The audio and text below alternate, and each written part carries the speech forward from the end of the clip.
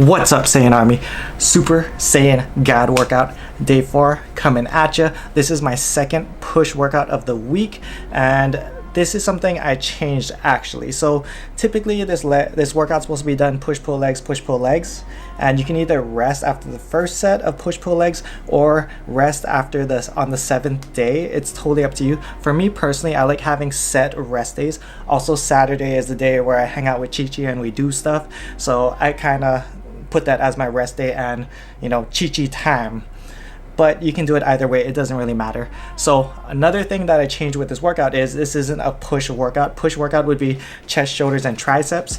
I made this shoulders and arms day just because I'm really chest dominant. I don't need to be hitting chest twice a week. I don't really need my chest growing that much. But I do want my shoulders to grow. I want those final form Frieza delts to grow, and I want my arms to grow. I want some 18s. I don't care if they look like little T-Rex arms. I want 18s no matter what. So that's something, and that's just my lifetime goal that I'm grinding for. So getting into the workout, what we're doing is we're starting with overhead press. We're starting with spirit bombs. Okay, so we're bringing it back. I took like a month off of spirit bomb just because I had some rotator cuff issues, but now we're back at it again. So for this exercise, what you're gonna do is pick a weight that you can do for 4 sets of 10 reps. Start light. Okay, if you don't know what you can do for 4 sets of 10, just start light. That's all progressive overload is. It's slowly adding weight and slowly getting better. So even for me, I'm starting relatively light, which actually felt a little bit heavier because I am, you know, putting into effect what I talked about in yesterday's video, which is engaging your core in every single exercise. And I noticed when I engage my core, I can't lift nearly as much weight as I normally can. And that's okay. That just means my core is a lagging part. So I'm literally taking 2 steps back, or 1 step back to make 2 steps forward. So I'm taking a step back now just to get my core stronger and really focus on my weak points. And in the long run, it's gonna benefit me tremendously. I mean, in my opinion, you can't have a core that is too damn strong.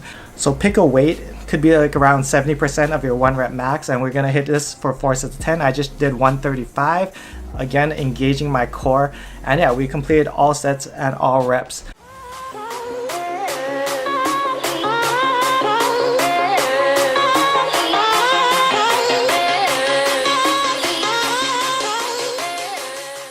Next exercise is my side lateral machine. Now you can feel free to do dumbbell lateral raises. You can do cable lateral raises. It doesn't matter. Just do some kind of lateral raise. I think the lateral head of your delt is some of the hardest to grow. Everyone has big anterior delts because of all the pressing they do. That's why I don't do any type of anterior delt work, is because I think people are already too anterior delt dominant, and a lot of people just have bad posture. You know, they're real hunched over in general, and that's something that I'm trying to work on too, because my posture isn't the greatest. So for this exercise, what we did was 4 sets of 15 reps. What I did was just up the weight slightly. I think I did 60 pounds or something on this, which isn't a lot of weight. It's good enough to get a nice pump, but I'm trying to work on keeping my core tight and just feeling my shoulders. And if you notice on this machine, I like to do it a little bit slower and just really feel your shoulders contract. Like on any machine, the great thing about machines is it helps you really focus on that mind muscle connection, which is so important when it comes to lifting. So 4 sets, 15 reps. Typically we put on like 40-45 pounds when we do sets of 20. So 60 pounds is about right for 15. Especially because today is a high volume shoulder day, meaning we have 3 exercises. So the overhead press, which is 1, spirit bombs, the side lateral machine, and then we do side laterals again. We do actually a superset, side laterals and face pulls, as you'll see here.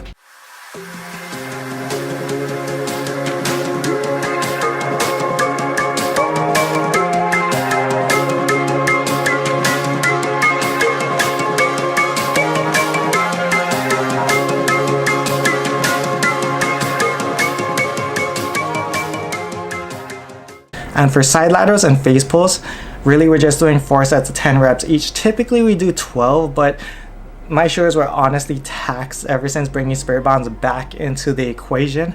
So we just did 4 sets of 10, just superset it back and forth. So here's the thing with progressive overload, and this is a term that's tossed around a lot, and all you need to know is progressive overload equals gains. Now the first way to add progressive overload is just increase volume, increase reps, sets. Another way to increase volume is increase the weight. So if you're doing 100 pounds for 10 reps, that's 1,000 pounds being moved in that one set. Let's say next week or the next time you hit that same exercise, you do 105s for sets of 10 reps. That's 1,050 pounds being moved in that set. And that's as simple as progressive overload is, because that 50 pounds extra that you just pushed in the long run is gonna equal gains. Of course, you got to be in a caloric surplus, your diet has to be on point, you know, rest, all that stuff, all the little things. But as far as working out, that's as simple as it goes. So that's why strength, although we're not powerlifters, we're not trying to go for that 1 rep max, we should be getting stronger and working to progressively get stronger. And also that just makes the gym fun, you know. Being stronger is always more fun than being weak.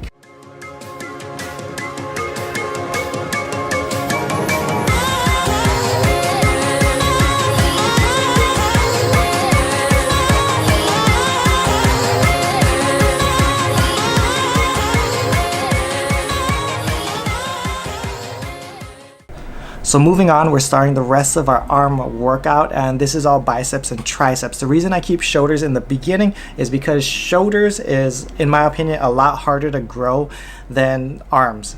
And I don't want my shoulders lagging behind my arms, because that's just gonna kill the aesthetics, you know. We all see people in the gym with tiny shoulders but big arms, and it just looks bad. So if anything, I want my shoulders bigger than my arms, and I still have that lifetime goal of one day having 18-inch arms. Coat. So here we're doing V-bar push down, my favorite type of push down. The reason being is I feel like the V-bar hits like your entire triceps. Also, you can go mad heavy versus the rope. So V-bar is my go-to for heavy triceps, and this is all 4 sets of 10 reps. So we're hitting V-bar push downs, and we're supersetting that with cable curls with the straight bar. And the reason why we're doing triceps first is because majority of your arm is triceps. So I want to make sure that I give majority of my energy to triceps. If your biceps are lagging behind your triceps, then I would recommend doing biceps first.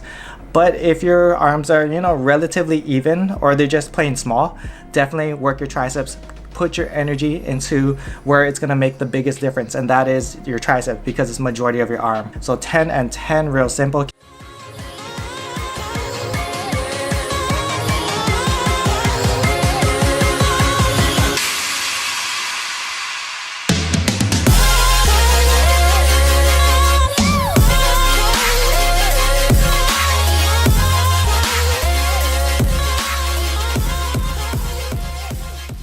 Next exercise, what we're doing is overhead tricep extensions. That's another quick tip for you guys with lagging triceps is 1, your triceps are going to be a majority part of your arm. 2, the long head is the biggest part of your triceps. So if your triceps are lagging, make sure you're doing lots of overhead type extensions.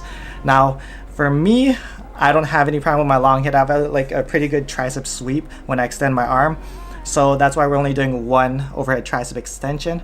And this is my favorite one on this machine. And for me, I have to kind of sit up higher on the bench and kind of throw the weight in front of me, because for me, I don't feel any pressure that way. Back when I was younger, someone told me that skull crushers was the key. I think I read it in Muscle Fitness or something, but skull crushers was the key to having huge triceps and big ass arms. So back when I was younger, like 16, 17, 18, I would hammer the crap out of skull crushers, and I would get all this like pain in my elbow. But back then, our motto was no pain, no gain. And you know, 10 years later, I'm stuck with tricep tendonitis from those stupid actions back when I was 16, 17, and 18 years old. That's why if something's not agreeing with your body, either 1, fix your form, or 2, stay away from the exercise. Maybe it's just not for you, okay? After that, we're supersetting that with some of these Myron curls. That's what I call them, at least. And basically, I like them because you get to get a nice stretch, a nice squeeze. And yeah, for this, it's 4 sets of 12 reps each.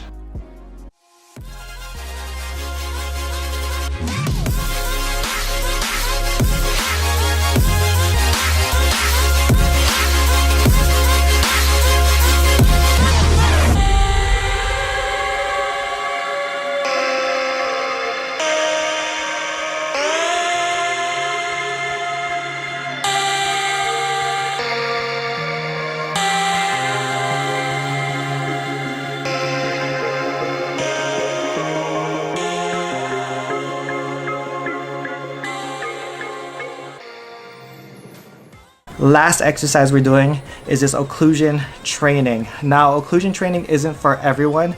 I would definitely do your research, Google it. Lane Norton has a ton of articles on occlusion training to teach you how and what the benefits are of it. It's mainly for people with injury or people who are on a deload and letting their joints recover and rest. For us, we like to do it because it's a deload from our joints, and 2, you get an insane pump, and 3, it's real fast. So, but we only do 1 round of this occlusion training, and basically what it does is occlude blood into that area. Now, we don't do occlusion training like too often. We do it maybe like once every 4 to 6 weeks or so. This isn't something that you do every single week. So how we do it is we put the slingshot bands up on our arms to help occlude. And from there, we're doing 30 reps on the preacher curl, 30 reps on tricep pushdowns, and I have it on a super light weight. I think the weight's only was 40 on the preacher curl, but which I had to back it down to 30, which was still hard because my biceps were getting so pumped I couldn't even feel them after a bit. And then just 30 pounds on the rope tricep pushdown. And then so 30, 30, rest for 30 seconds. 15 reps, 15 reps, rest 30, 15, 15, rest 30, 15, 15, and you're done. And that was pretty much the end of the workout. Another reason I did the occlusion training is I want to see how pumped I could get my arms for that day. And as you can see here, we got them to 18s, fully pumped with occlusion training, so we got cheater 18s going on. Right now, they're probably back. Right now they're definitely back to 17s, but we had 18s. I just wanted to see because I never measured my arms fully pumped before. Yeah, by the way, my arms are 17s code. I think I haven't measured them in a while again. Anyways, that's the end of the video, guys. Before you leave, make sure you smash that like button so we can grow the Saiyan army. I'll see you guys in the next video. Much love, strength, and honor. Aloha. Vegeta, what does the scouter say about his power level? It's over 9,000! Immortal!